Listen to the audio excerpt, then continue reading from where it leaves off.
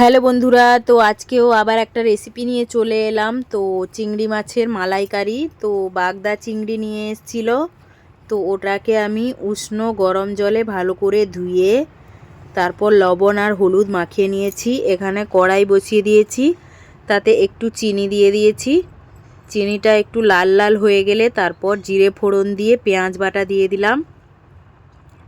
পেঁয়াজ বাটাটা দিয়ে ভালো করে ভেজে তারপর একটু লবণ দিয়ে দিলাম। তো একটু লাল লাল লাল লাল হয়ে গেছে। তারপর এই পেস্টটা আমি করেছি, টমেটো, আদা, রসুন, কাঁচা লঙ্কা আর জিরে, ধনে সব বেটে নিয়েছি একসঙ্গে। তো বেটে ভালো করে কষিয়ে নিচ্ছি। তো এবার আমি কি করব, তো হলুদ গুঁড়ো, লঙ্কার গুঁড়ো আর একটু কাশ্মীরি লাল লঙ্কার গুঁড়ো দিয়ে দিলাম। তারপর ভালো করে কষিয়ে নিচ্ছি। তো ভালো করে কষিয়ে কষিয়ে রান্নাটা করব।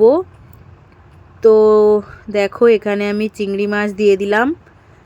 তো তোমরা চাইলে চিংড়ি মাছ ভেজেও দিতে পারো, আমি কাঁচা চিংড়ি মাছ দিলাম।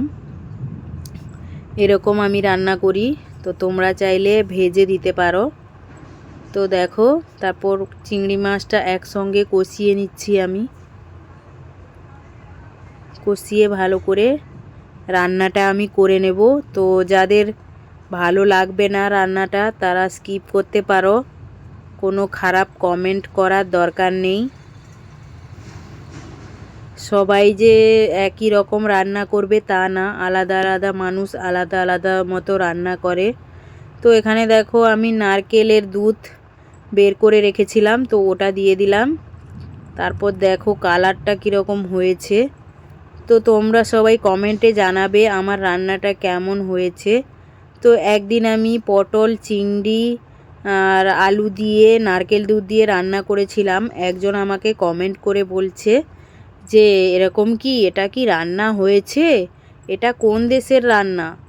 দেখো একটা কথা বলি, অনেকে অনেক ধরনের খায়, তোমার পছন্দ নাই হতে পারে, তাই বলে কি ওটা ভালো নয়?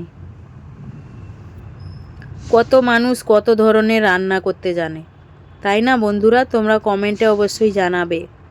আর দেখো, এখানে আমার রান্নাটা হয়ে গেছে। তারপর ধনেপাতা কুচি দিয়ে দিলাম। তো ধনেপাতা কুচি দিয়ে দিয়েছি, তারপর একটু নেড়ে চেড়ে তারপর একটু আমি গরম মশলার গুঁড়োটা দিয়ে দিয়েছি।